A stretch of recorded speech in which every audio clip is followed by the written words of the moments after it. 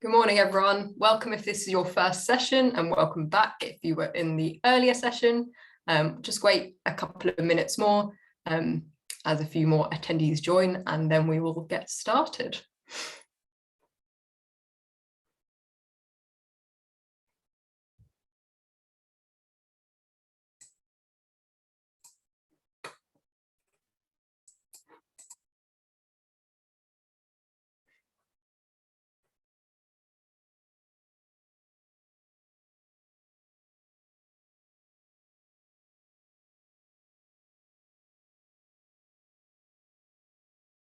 Excellent. Let's kick this session off.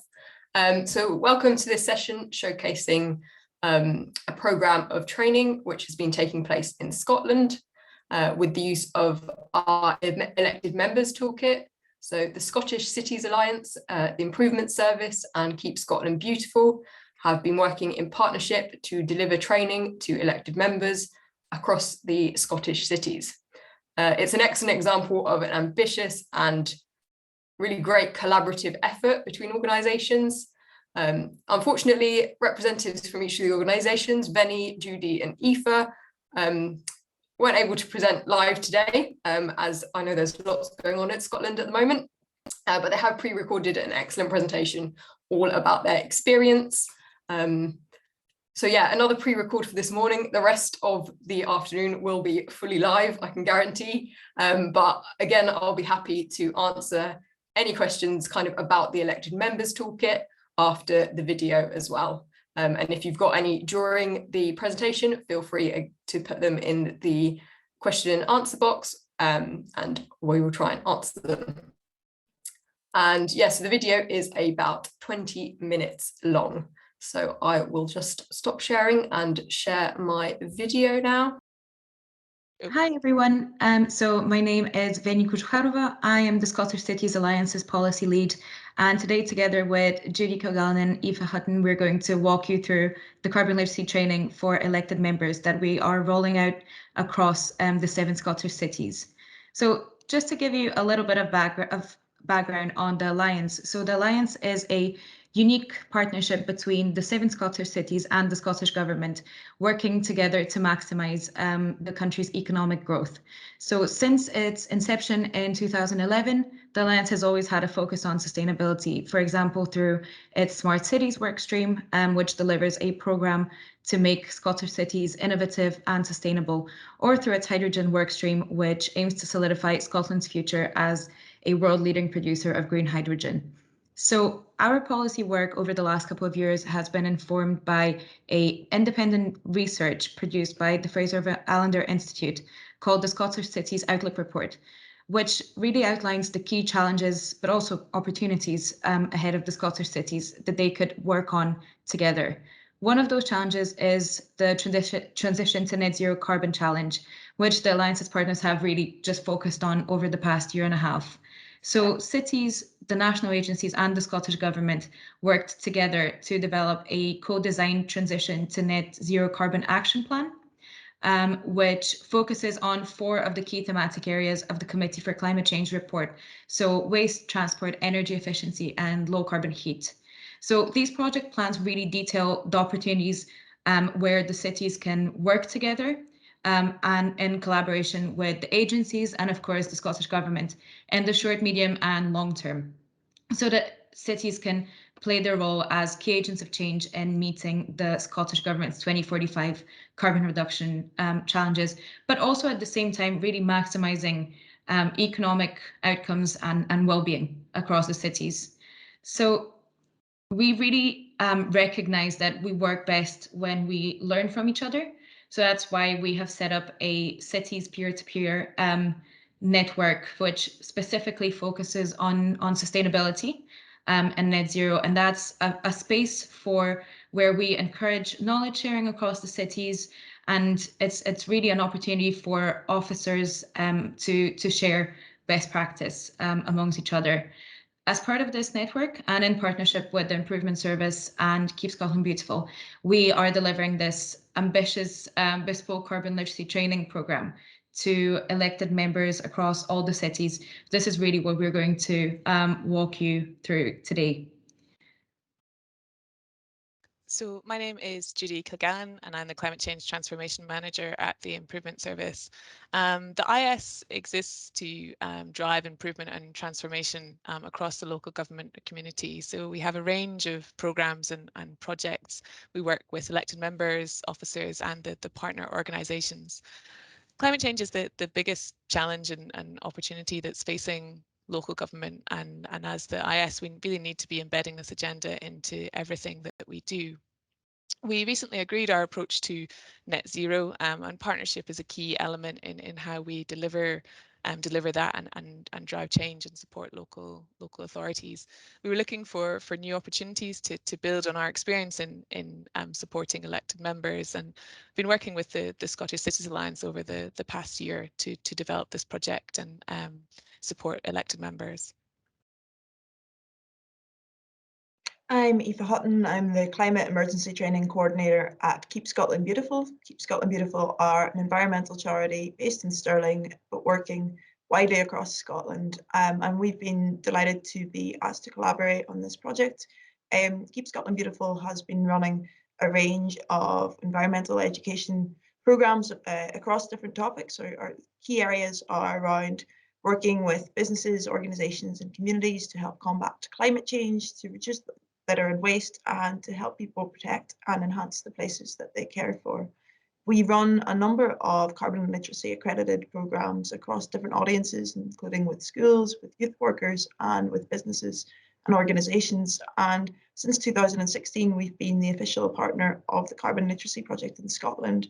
In that time, we've accredited almost 3,000 learners across those different sectors, and we're delighted now to be getting more and more involved with engaging with cities and elected members through this programme.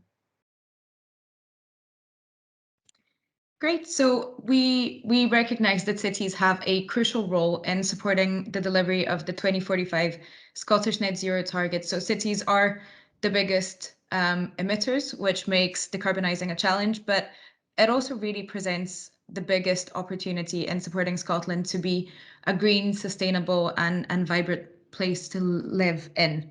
And really, what is really important is having the leadership to do that. So elected members are the ones that are playing a very key role in taking action and driving change.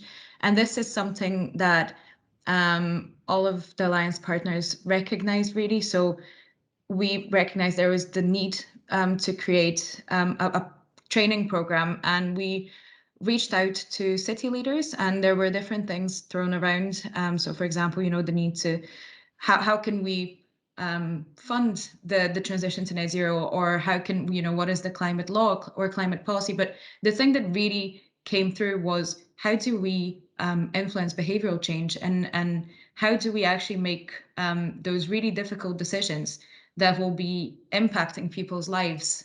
And obviously that was recognizing the importance of making informed decisions. So really understanding the science and the policy and the background.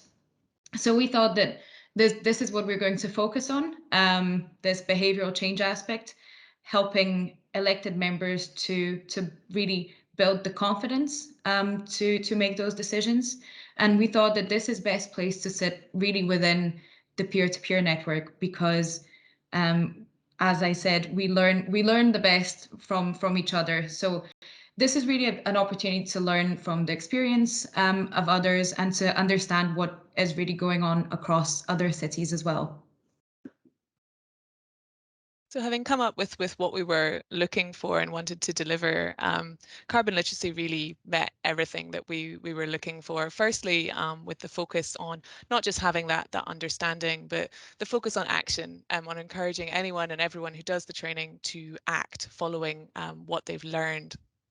The toolkit and all the materials are tailored for elected members. The Carbon Literacy Project have worked with experts in the field and delivered pilots to create something that is bespoke for elected members and their role in society and within communities. But there is still scope to edit, and that's encouraged and supported. So in our case, it was about making it relevant to the Scottish cities. It's a real holistic approach. Carbon literacy looks at both adaptation and mitigation, what this actually means alongside the high level science and policy. the training is ready to go, and we were really keen that this wasn't going to take ages to set up and deliver. Work closely with carbon literacy and our different organisations to pick up the materials, adapt them, and then start delivering. As has been mentioned, there's a real focus on sharing knowledge, supporting each other's learning, and the training and the toolkit that the elected members, one is sort of designed in order to enable that. And really, it's an opportunity to be part of a bigger movement with all the work that Carbon Literacy Project are doing in different sectors, different countries. So to talk a little bit around our journey, really for us, it became apparent very quickly the power of bringing people together to share that knowledge and experience. We mixed different parties, different backgrounds, different cities across Scotland, mixed all those people together and had some really interesting and productive, constructive conversations where people could share their different experiences and also share both their problems and their solutions. We found that technology was a real enabler, whilst clearly there are always challenges with connectivity. You know, it enabled all these different people to meet in 2 half-day sessions on Teams.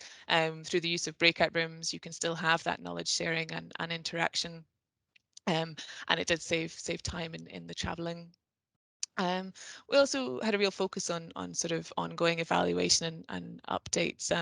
You know, clearly there's a lot of work that's gone into these toolkits, but for us it was also about working with those doing the training to understand what worked, what didn't, what further information was needed, being able to signpost different resources. So it's been a real roller coaster of a journey, but overall really positive. And as you can see from the feedback and actions, that's been well received by all the participants. So having a look at some of the actions that came out of this training, as my colleagues have mentioned, one of the really special elements of the carbon literacy approach is a real focus on action as one of the outcomes of the training. So we saw a real range of actions coming from our participants, elected members of different local authorities around Scotland, the 7 cities. So some of the actions we're just going to talk through, there were many, but these are some of our favourite. And many of them really linked into, I suppose, learnings that we've seen over 2020 and 2021 in terms of the impacts of COVID-19 lockdown and the associated changes in our ways of working. So we saw many actions linking to those themes, for instance, of really assessing the use of physical assets, home working policies, and potential emissions that can be saved via commute and via more efficient ways of working, whether that's smaller buildings, flexible working policies, hybrid working, lots of those types of actions coming through. Other examples of actions we saw leaning towards really embedding climate change across the board in decision making, but particularly in terms of how community planning is done and how we engage with communities. We saw actions that related to those really tangible changes in infrastructure, so getting energy efficiency standards in place, but also recognising the different levers that are available to elected members through their powers, potentially over planning. So new building standards, for example, was one of those actions. Partnership is also another focus that really came through on the training, and the power in using partnership to deliver different outcomes. So there was one action that focused in on working with partners in order to deliver new heating strategies. Again, linking back to COVID-19 lockdown and the changes that we saw come through that, we've seen many more examples across the cities of cycling infrastructure, albeit temporary in some cases, being put in place. And there's been lots of exploration and conversation around how those measures can be made longer term. And that was an action that definitely came through. And lastly, really honing in on communication skills as well. So a big part of the course did look at how we communicate both internally with colleagues across the council, but also externally with constituents around the issue of climate change and that transition to net zero. So the feedback that we received, and as was mentioned, feedback and evaluation has been a really big strand in this project as well. The feedback that we received for this initial pilot rounds has been overwhelmingly positive. We've had a range of different feedback responses, but the thing that really came through was that appreciation from elected members of the opportunity to meet with peers, not just from their own local authority, but also from the other cities, and to share some of that knowledge and opportunities. And we can see some of that feedback on the screen just now.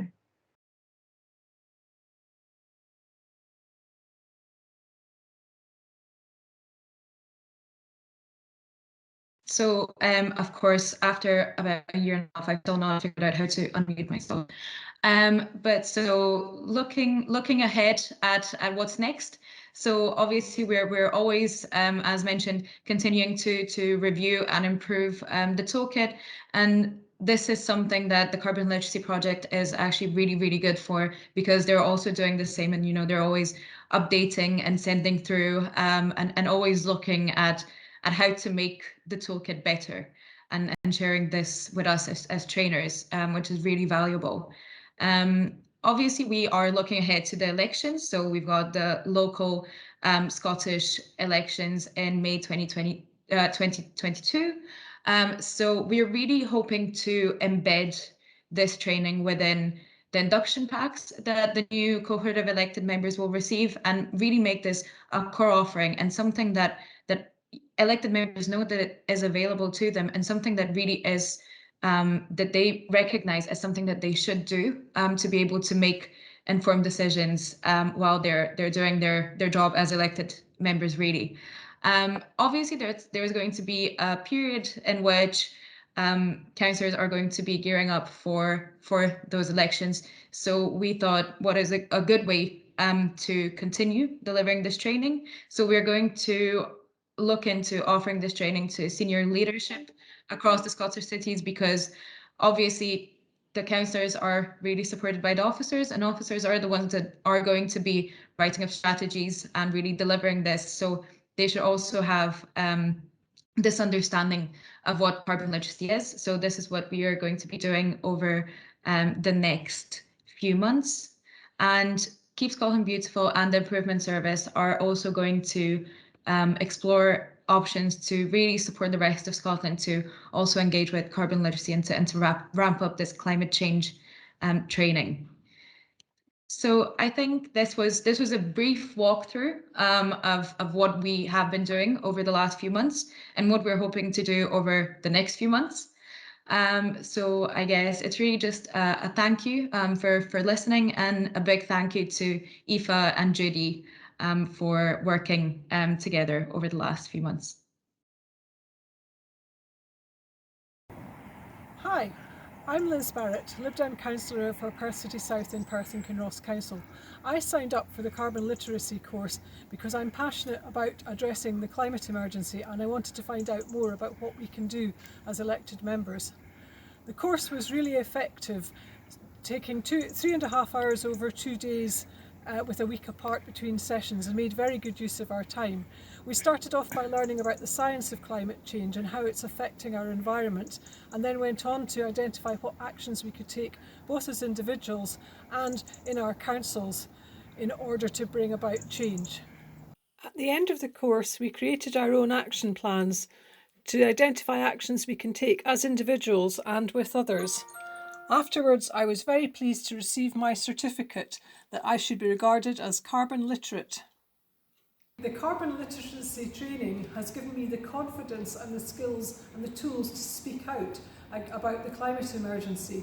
It's inspired me to buy less items using plastic. Last year, I set up a community food share in my ward to reduce food waste, and we're now extending that to form a good food partnership across the whole of Perth City, so that we can work together with our communities to reduce food waste and food poverty at the same time. I asked the council to organise a no car day to highlight COP26 and encourage everyone to walk, cycle and use public transport more when getting around. Also for the council to highlight the climate emergency in everything we do across all our departments. I'm inspired to go on leading by example and taking every opportunity to promote the actions we can all take to take us towards net zero. I would urge all elected members to sign up for the carbon literacy training and to work together to tackle the climate emergency. Thank you. Hi, my name's John Duff. I'm a councillor with Perth and Kinross Council. I'd like to say that I really enjoyed the sessions on carbon literacy. I found them very interesting and informative, and they got me thinking about why climate change was happening, how we could tackle my own carbon footprint, and how I might help the Council to lower its carbon emissions. Like many of us, we at Perth and Kinross Council have acknowledged the climate emergency, and climate change is a big factor in all our considerations these days, whether it's things like budget spend or policy decision making. So I think it's important to know why our climate is changing, to hear what problems others are experiencing, and to discover how we might tackle them together. I thoroughly recommend the training to all my fellow councillors, and I thank the Scottish Cities Alliance and the Improvement Service for making the 2 sessions really enjoyable. Thank you. Hi, I'm Sinclair Lang and I'm the Policy and Strategy Manager at Aberdeen City Council. I'm also the Chair for the Scottish Cities Alliance Net Zero Peer-to-Peer Network. The network is a space for elected members and officers across the 7 cities in Scotland to come together, share insights and collaborate on our collective journey to net zero by 2045. And it's the network and the collaboration with the Improvement Service who's providing this training to all of the leaders across the 7 cities in Scotland. And we're lucky now to have one of those leaders with us here who's benefited from that training. Hello, I'm Sandra MacDonald. I'm a councillor in Aberdeen City and I represent the George Street Harbour Ward. I'm also the spokesperson for housing and transport here. Brilliant, thank you. And can you tell us what motivated you to take the carbon literacy training? Well, this was a rare chance to learn with my peers right across Scotland on what climate change is, its impacts, how we tackle climate change, and in particular, the opportunities that it can bring. And we know that the public want us to make more climate-friendly decisions, especially those younger generations. So this training provides knowledge and skills for a modern leader. Brilliant, thank you. And as a leader, how did you find the training useful? Well, I feel that I'm better able now to engage with my peers and constituents in a more meaningful and informed way. I feel I have the tools and the right insights to make better informed decisions for the future of Aberdeen and its citizens. I'm more aware of those big ticket items, but also in how we can change our everyday behaviours. And I feel probably more empowered to make changes that have a strong legacy, but also take actions that influence others around me. Thank you.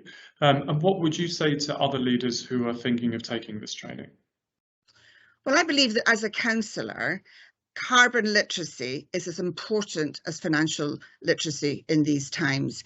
And signing up demonstrates leadership, making the necessary transition to net zero, and improving climate resilience for the people that you represent, and indeed the world. Thank you very much, Councillor MacDonald.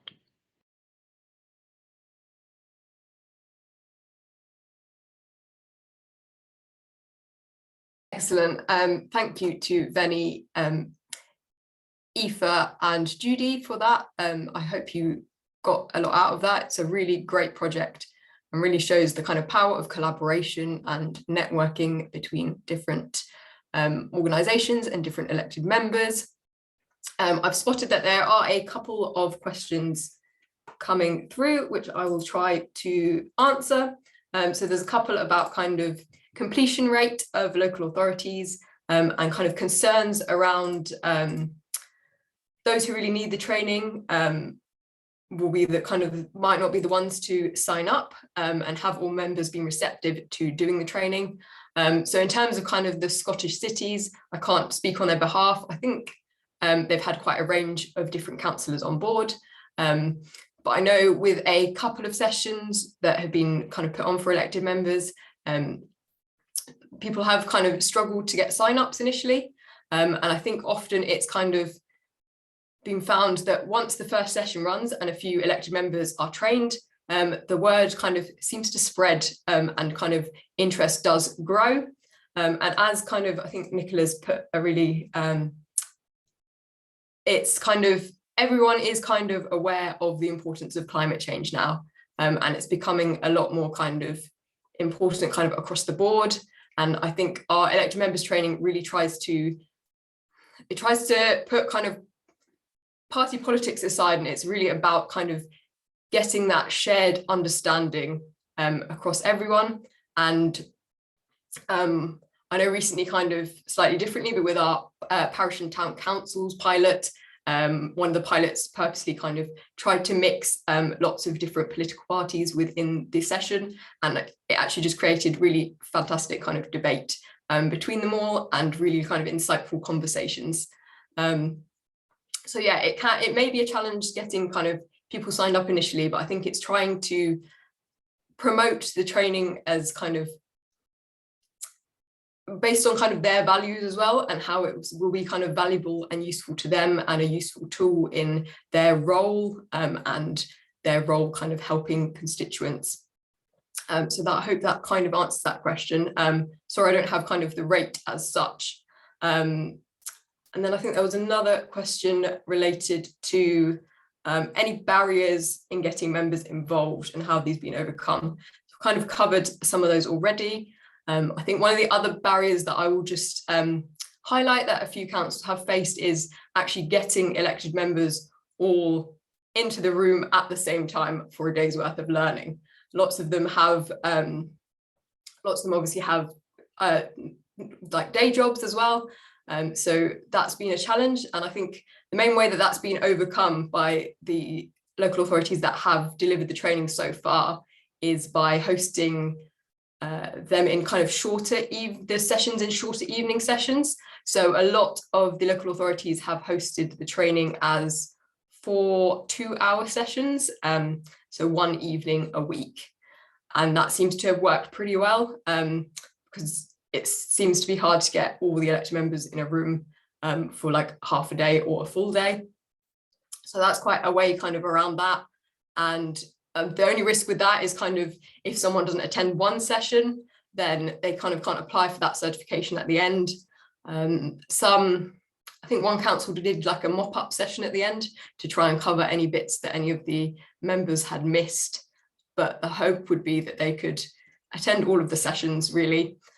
So that's kind of probably been the main barrier that we've kind of been faced with for this toolkit. But yeah, it's still fairly new and people are still picking it up and starting to kind of roll it out. So we're still kind of discovering what the kind of what people's experiences are with it. The kind of other, I was just thinking about for those who have delivered it so far, I think another top tip that we had from someone else was, and we always encourage, so with the encompassing peer-to-peer learning, we always encourage actually getting one of your elected members. If, for example, if you're an officer delivering the training, we'd say try and get one of your elected members to help you deliver the training. And that really encompasses that peer-to-peer learning aspect. So they can maybe deliver a bit about kind of the sections about your council's current climate strategy and things like that. And that can help to kind of get the other elected members on board as well. And question from Lauren here, what was the name of the Scottish Officer Members Network established prior to the training or in conjunction with the training? That I do not know. I don't know if that was that mentioned in the video, but you will have to drop either probably Venny a line. I don't know if their contact details were on there, but if you drop me a line, Lauren, I'm happy to kind of forward you their details, and you can drop them an email to find that out, because I do not know the name off the top of my head. And that brings us to 11:15, which I think I've answered all of the questions. But again, any other questions, feel free to email at localauthorities@carbonliteracy.com. And I will, so the next session today will take place at 11:15, and that will be the panel event, so hearing from 4 carbon literate councils, and that, so please do join us at 11:15 for that one, and I will now bring the session to a close.